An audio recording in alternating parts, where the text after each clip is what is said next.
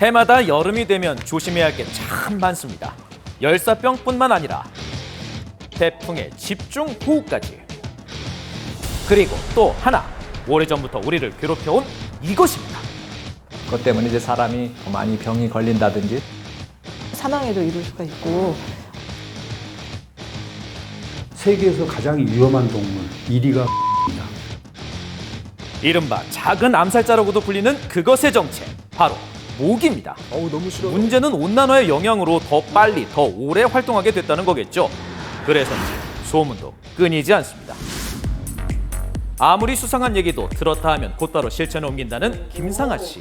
네, 이게 택배를 타고 들어오나 봐. 택배 통해서 들어오고 밖에 엘리베이터 타고 들어오고 화장실 하수구 통에 올라오고 그래서 한 두세 마리가 들어와서 뭐 알을 까는지 계속 지속적으로 모기가 있어서 항상 전쟁을 하고 있어요, 지금. 모기를 쫓기 위해 갖가지 방법이 동원되는데요.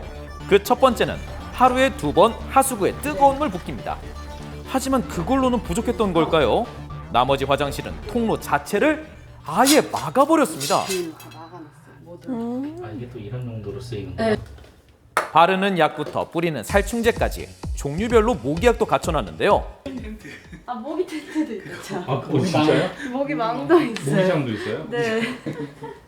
항상 철저한 방어 태세를 취하는 건 다 이유가 있습니다. 그저 참기 힘든 간지러움 때문만은 아니라고요. 애기는 또 이제 물리면 성인은 이렇게 금방 피부로 돌아오는데 애기들은 물리고 나면 멍처럼 남아요. 그렇죠. 피부가 약해서. 그래서 시작된 모기와의 전쟁. 모기의 형태는 점점 진화하고 있습니다. 하지만 아직도 연간 72만 5천여 명이 모기 때문에 사망하는데요. 그렇다면 우리는 어떻게 대비해야 할까요? 해결의 관건은 물리지 않는 겁니다. 피가 없어야 알을 못 낳을 테니까요.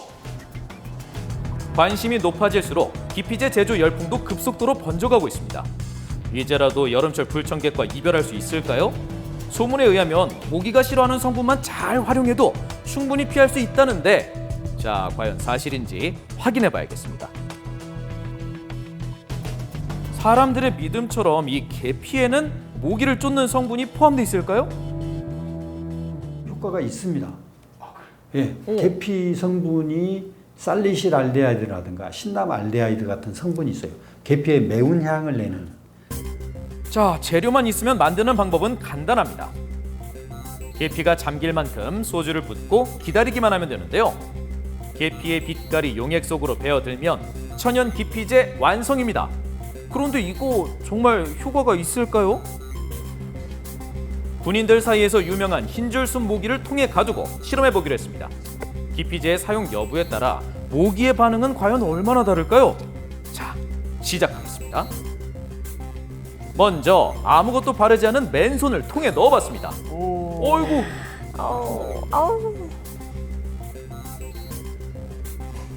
저기 물리면 진짜 힘든데. 그렇죠. 그렇다면 이번엔 어떨까요? 모기가 싫어하는 계피 성분의 기피제를 손등에 바른 후 이번에도 모기의 반응을 잘 살펴볼 텐데요. 분명히 같은 손인데 이번에는 손등은커녕 주변에도 모기들이 모여들지 않습니다. 그렇네요. 계피 양덕을 톡톡히 보는 듯하죠. 하지만 10분여가 지나자 하나 둘 달려들기 시작하는 모기들. 갑자기 왜 이러는 걸까요? 알코올 성분에 의해서 계피를 우려낸다는 뜻인데 사실 약하죠. 알코올을 발라가지고 모기가 계속 싫어하게끔 유지하기는 어려워요. 그냥 알코올 성분이 금방 휘발돼 버리기 때문에. 날아가는군요. 딱 10분만 지속되는 기피제라면 사용하는 데 어려움이 있겠죠. 그렇다면 살충 효과가 있다고 알려진 유칼립투스나 로즈제라뇨, 버가모트 오일은 어떨까요? 이 방법이면 왠지 모기를 피할 수 있을 것만 같은데요. 자, 그중에 유칼립투스 오일을 바르고 모기를 관찰해 보기로 했습니다. 손을 넣었건만 관심조차 없는 모기들, 반응이 전혀 없죠? 역시 네. 명불허전인가요? 그래도 조금 더 관찰해 봤습니다. 그런데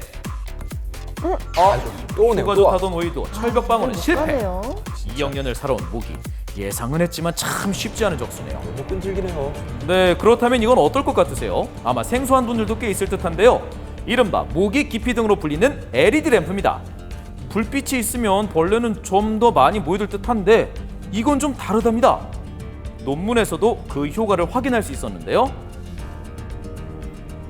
자, 모기의 눈은 붉은색 계열을 식별하기 어려워 물리지 않는다는 원리입니다. 백문이 불여일견. 자, 이번에도 확인해 보기로 했습니다. 그런데 이거 어떻게 된 거죠? 손을 넣기 무섭게 망설임 없이 모기가 달려드는데요. 없네요. 네. 모기도 뭐 눈이 있고 그렇지만 모기는 이제 사람의 채취나 그 냄새 또 특히 이제 우리가 호흡을 하면서 나오는 이산화탄소 그거를 이제 감지할 수 있는 능력이 있습니다.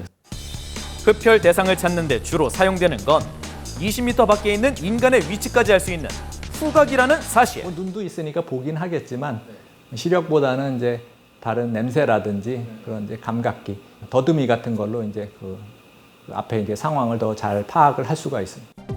아쉬운 결과네요. 간지러움은 둘째치고 5mm의 작은 몸으로 각종 전염병까지 전파하는 모기. 모기맥의 감염병들 중에서는 열대열 말라리아 같은 경우는 이제 사망에도 이를 수가 있고 일본뇌염 같은 경우에는 뭐 물론 중증으로 가는 경우가 흔하지는 않지만은 중증으로 가는 경우에는 그 역시 또 사망에 이를 수 있는 심각한 질환입니다. 모기의 위협은 점점 커져가는데 우리는 어떻게 해야 모기에 안 물릴 수 있을까요? 이제 모기에 물리지 않으려면 어떻게 보면 이제 내가 운동을 하거나 아니면 활동을 많이 해서 여름에 이제 땀이 많이 났다거나 이제 체취가 많이 있을 때 뭐 샤워를 깨끗하게 하고 잘 말린다든지 물리적인 차단으로도 모기는 충분히 피할 수 있다는데요. 그리고 모기의 어떤 비행력은 굉장히 약해요. 선풍기 바람에 모기가 제대로 숙주에 착지를 못합니다. 좀 물리적인 거죠. 예. 그러니까 모기가 그 강한 바람을 뚫고 와서 숙주에 이렇게 착지해서 흡혈을 시도하기까지는 그런 행동을 보이기가 어렵다.